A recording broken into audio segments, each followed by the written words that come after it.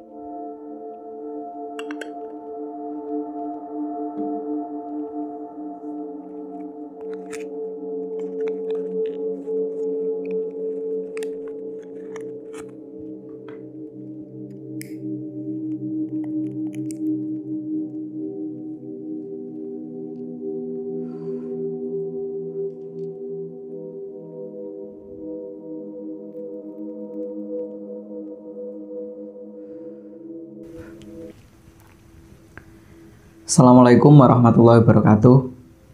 Selamat datang di Mr. Manyun. Terima kasih udah ngeklik video ini, dan terima kasih juga buat teman-teman yang udah ngedukung Mr. Manyun.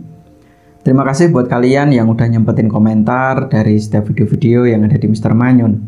Semoga kalian semua selalu diberikan kesehatan dan dilancarkan rezekinya. Amin ya rabbal alamin. Pada kesempatan kali ini aku akan menceritakan tentang cerita yang ini berasal dari seseorang namanya Bagas. Bagas ini asli dari Jawa Tengah. Dulu Bagas itu pernah memiliki pengalaman mistis yang kejadiannya itu kurang lebih sekitar 12 tahun yang lalu. Jadi Bagas ini punya seorang mbah atau kakek, namanya itu Mbah Jamal. Dan Mbah Jamal ini orangnya sangat terkenal sekali di kampungnya waktu itu, karena Mbah Jamal sebagai seorang dukun yang memang asli sakti mandraguna. Hampir setiap hari rumahnya Mbah Jamal itu sering sekali kedatangan tamu entah dari berbagai macam daerah. Jadi ke situ tujuannya ya mungkin untuk berobat, kemudian yang jelas orang-orang yang mempunyai masalah spiritual maupun gangguan-gangguan gaib. Bahkan Mbah Jamal juga sering mengobati anak-anak kecil gitu ya di kampungnya. Ketika ada anak kecil yang rewel atau nangis gitu kan waktu malam hari, kemudian ketika anak tersebut dibawa ke Mbah Jamal dan dipegang gitu ya sama Mbah Jamal, selang beberapa detik gitu anak itu udah diem, udah nggak rewel lagi seperti itu. Dan Mbah Jamal ini juga punya koleksi benda-benda pusaka yang jumlahnya itu sangat banyak sekali.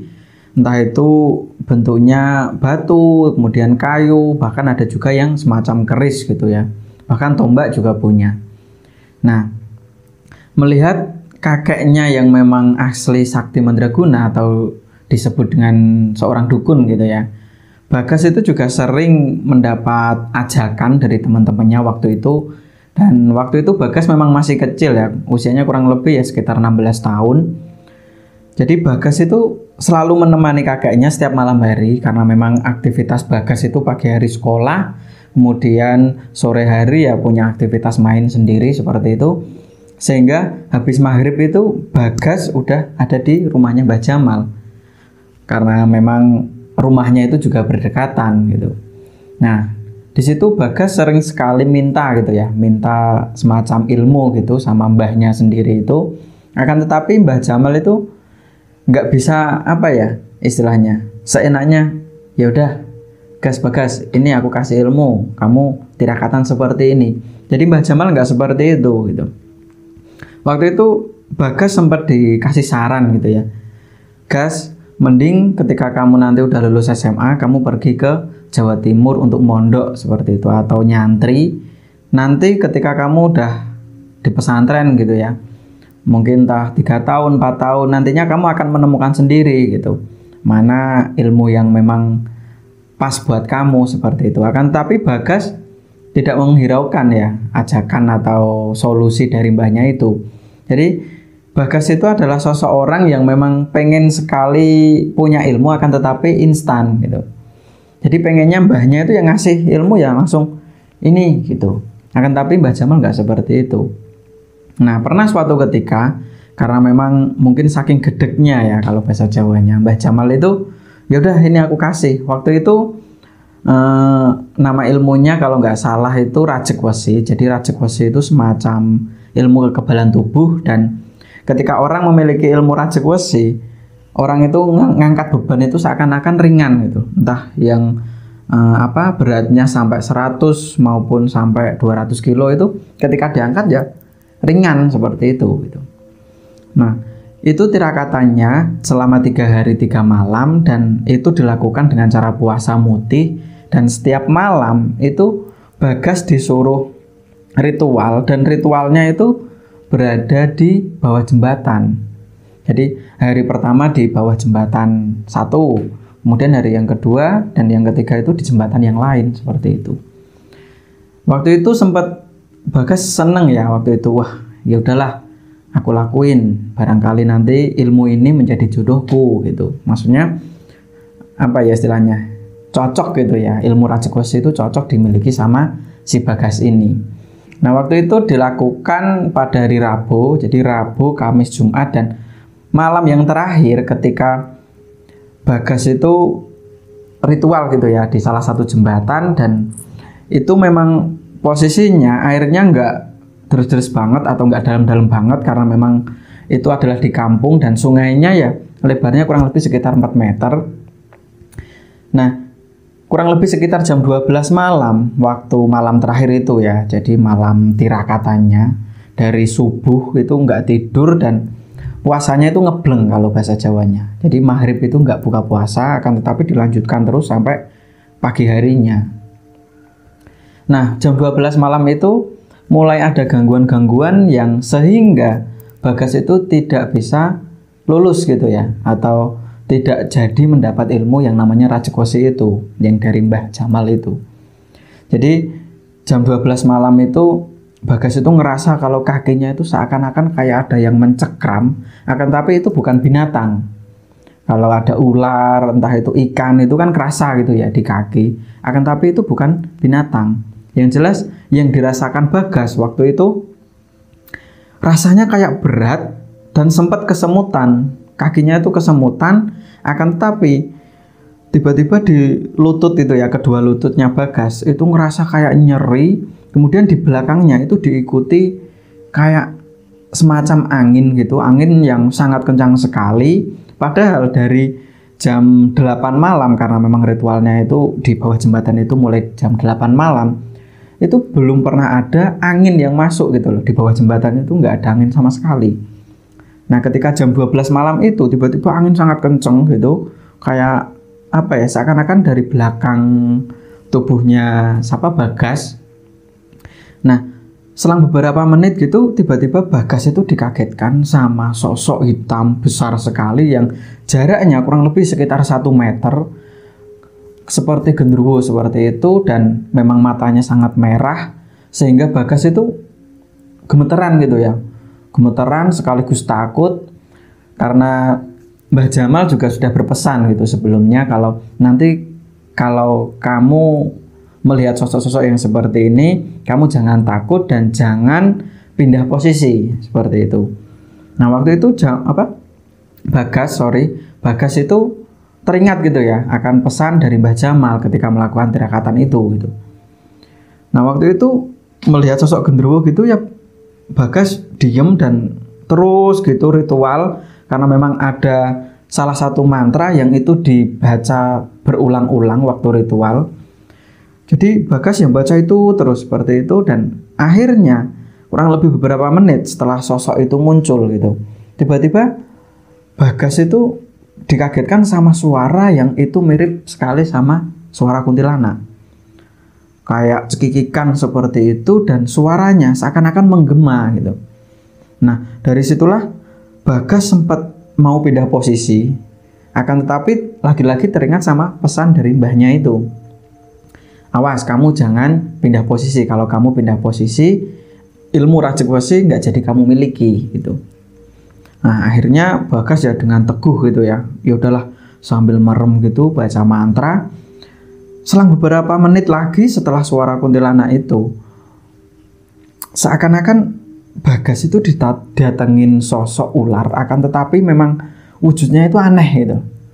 Jadi kayak ikan tapi kepalanya itu ular.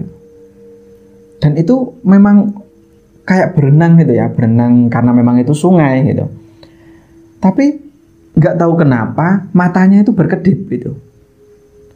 Nah, yang tadinya melihat sosok genderuwo sama kuntilanak atau suara kuntilanak itu ya, itu Bagas itu nggak gentar gitu. Akan tetapi setelah melihat ikan yang memang bentuknya itu nggak lazim gitu ya, atau nggak wajar, Bagas itu sempat geser dari tempat berdirinya karena memang ritualnya Bagas itu berdiri. Itu sempat geser gitu ke belakang. Akhirnya nggak tahu kenapa selang beberapa detik itu semua makhluk atau suara kuntilanak itu tiba-tiba menghilang semua. Nah, akhirnya Bagas ya udahlah, alhamdulillah sosok itu atau ujiannya udah selesai. Mungkin aku akan mendapatkan ilmu rajik wesi ini gitu. Pikir Bagas waktu itu.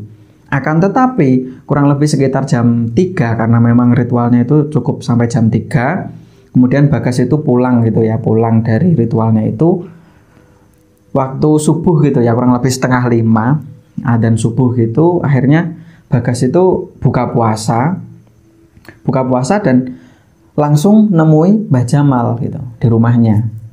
Mbah, aku udah selesai untuk ritualnya yang terakhir gitu. Gimana? Jadi Mbah Jamal itu malah senyum-senyum sendiri gitu loh. Bilang kalau, alah Bagas, cuma kayak gitu kok gak mampu gitu kan. Bagas sempat kaget mendengar omongan dari Mbah Jamal waktu itu. Loh, emang gimana Mbah? Kamu gak jadi punya ilmu yang namanya rajik wesi itu. Loh, kenapa gitu? Kan aku ritualnya udah selesai. 3 hari puasa, terus yang terakhir itu ngebleng gitu ya. Kemudian ritualnya itu seperti itu di bawah jembatan.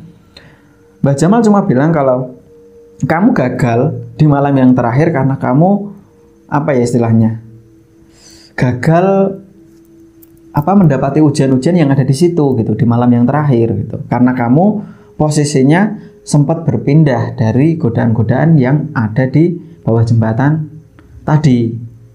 Akhirnya Bagas ya sangat kecewa gitu ya, sangat kecewa dan marah gitu ya melihat mbahnya sendiri. Itu seakan-akan kayak, ya terus gimana Mbah gitu. Ya udahlah, aku ditransfer aja ilmu gitu, biar aku bisa jadi kayak Mbah nantinya, bisa mengobati orang-orang yang sakit atau yang jelas bisa menolong antar sesama seperti itu. Itulah ucapan Bagas waktu terakhir kali ngobrol sama Mbah Jamal di hari itu gitu. Nah, setelah itu akhirnya Bagas itu pulang ke rumahnya gitu ya. Itu Bagas sempat menyesal, aduh kenapa ya aku tadi kok enggak berdiri terus gitu di posisinya gitu. Tapi ya mau gimana lagi, karena memang godaannya sangat berat sekali. Akhirnya Bagas ya udahlah, kalau memang Mbah Jamal nggak ngasih ilmu ke aku ya udahlah, nggak masalah gitu. Toh nanti Bagas itu punya pikiran dan itu pendapat dari salah seorang teman yang usianya itu jauh di atasnya Bagas waktu itu.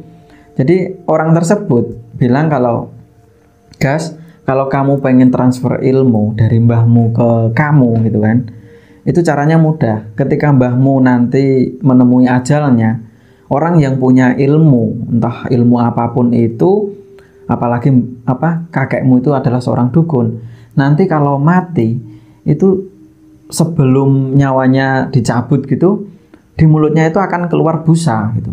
Nah, ketika kamu melihat busa yang ada di mulutnya kakek kamu telan semua, pasti ilmunya akan transfer ke tubuhmu semuanya. Nah, akhirnya dia teringat gitu ya akan pendapat dari salah seorang teman itu. Akhirnya Bagas ya udahlah, tak tunggu sampai Mbah Jamal mati gitu. ya memang bahasanya agak kasar gitu ya, karena memang Bagas itu sempat jengkel sama mbahnya sendiri. Nah, kurang lebih sekitar 3 tahun setelah Bagas itu melakukan ritual itu yang gagal itu, akhirnya Mbah Jamal itu karena memang udah sepuh ya, waktu itu kurang lebih usianya sekitar hampir 80 tahun. Waktu itu Mbah Jamal sempat lumpuh dan sakitnya itu kurang lebih sekitar 3 bulan. Jadi Mbah Jamal itu perutnya membengkak, ya nggak tahu kenapa, entah itu kalau orang yang bilang karena Mbah Jamal itu punya ilmu itu campur gitu ya. Ada yang ilmu sihir, ada yang ilmu putih atau apalah itu. Yang jelas Mbah Jamal seorang dukun, ketika mati ya akan seperti itu, tersiksa batinnya atau tubuhnya itu tersiksa. Nah, waktu itu selama 3 bulan Mbah Jamal itu terbaring gitu ya di atas ranjang untuk BAB, untuk kebutuhan pipis, terus yang lainnya itu ya di ranjang itu gitu. Terus yang istilahnya ngerumati kalau bahasa Jawanya, yang merawat gitu ya. Yang merawat adalah ibunya Bagas sendiri waktu itu. Dan nggak tahu kenapa waktu itu malam Jumat Kliwon, Mbah Jamal itu sebelum mengembuskan nafas terakhir, betul, jadi hampir setiap malam kurang lebih sekitar 7 hari sebelum Mbah Jamal itu meninggal dunia, Bagas itu selalu ingin tidur di sampingnya Mbah Jamal gitu. Karena memang dia punya tujuan untuk bisa melihat busa yang keluar dari mulutnya Mbah Jamal itu gitu. Waktu itu sempat Bagas dikasih tahu gitu ya sama ibunya sendiri, kalau ngapain sih Gas, tumben-tumbennya kamu mau nemenin kakek gitu. Nggak apa-apa Bu gitu. Yang jelas aku pengen nemenin kakek sampai kakek meninggal dunia gitu. Akhirnya ibu dari Bagas ini ya udahlah terserah kamu gitu. Nah, waktu itu jam sekitar 12 malam dan malam Jumat Kliwon waktu itu, tiba-tiba nggak tahu kenapa waktu Bagas itu ada di sampingnya Mbah Jamal itu terdengar kayak suara dengkuran gitu ya, dengkuran kayak seperti itu. Karena memang Bagas itu pengen sekali melihat bener nggak sih kalau orang yang punya ilmu tinggi itu akan keluar busanya sebelum mati gitu, atau sebelum meninggal, maaf. Jadi betul, waktu terdengar suara ngorok itu ada kalau 5 kali, akhirnya Bagas itu langsung lihat gitu, betul, mulutnya Mbah Jamal itu keluar busa yang ya lumayan banyak lah. Itu di samping mulutnya itu keluar busa, langsung seketika itu busa yang ada di mulutnya Mbah Jamal itu langsung ditelan semua sama Bagas. Nah, kurang lebih sekitar 5 detik setelah semuanya itu tertelan busanya, nggak tahu kenapa tiba-tiba Bagas itu kayak kejang, badannya panas dan teriak-teriak gitu. Teriak-teriak manggil ibunya karena memang Mbah Jamal waktu itu nggak bisa ngapa-ngapain gitu loh, udah mendengkur seperti itu. Nah, mendengar Bagas yang teriak-teriak minta tolong seperti itu, akhirnya ibu dari Bagas itu langsung menghampiri Bagas yang ada di rumahnya Mbah Jamal malam itu gitu. Waktu itu ibunya sempat kaget gitu kan. Kaget loh. Bagas, kamu kenapa? Kamu ngapain gitu. Terus kakek gimana? Bagas yuk kejang-kejang gitu sambil glosoran ke sana sini. Waktu dipegang gitu keningnya gitu kan sama ibunya, Bagas itu panas sekali gitu. Panas dan kejang-kejang gitu ketika mau membangunkan kakeknya atau Mbah Jamal. Itu Mbah Jamal ternyata sudah mengembuskan nafas terakhir atau sudah meninggal dunia. Nah, waktu itu saking bingungnya, akhirnya ibunya Bagas itu manggil suaminya itu untuk mencari atau memanggil seorang kiai yang ada di daerah situ untuk menolong anaknya, yaitu Bagas. Kurang lebih sekitar jam 1 dini hari, ada seorang kiai yang biasa mengimami masjid gitu di daerahnya itu datang, terus nggak tahu kenapa diruqyah gitu ya, diruqyah kurang lebih sekitar setengah jam lamanya. Akhirnya Bagas itu siuman gitu, membaik. Akan tetapi Bagas itu seakan-akan linglung gitu ya, nggak tahu aku tadi ngapain gitu kan, kenapa aku gitu. Nah, dari situlah Pak Kiai itu seakan-akan kayak marah gitu ya, marah melihat perlakuan yang dilakukan Bagas terhadap kakeknya sendiri gitu. Jadi entah Pak Kiai itu memang ahli spiritual juga, jadi tahu gitu ya, menahu tentang ilmu yang diserap sama Bagas waktu itu gitu. Nah, akhirnya malam itu kedua orang tuanya Bagas mengetahui kalau Bagas itu tadinya menelan semua busa yang ada di mulutnya kakek sebelum kakeknya itu meninggal dunia. Nah, setelah kurang lebih sekitar 7 hari setelah kepergian dari Mbah Jamal, itu nggak tahu kenapa tubuh Bagas itu seakan-akan kayak aneh gitu ya.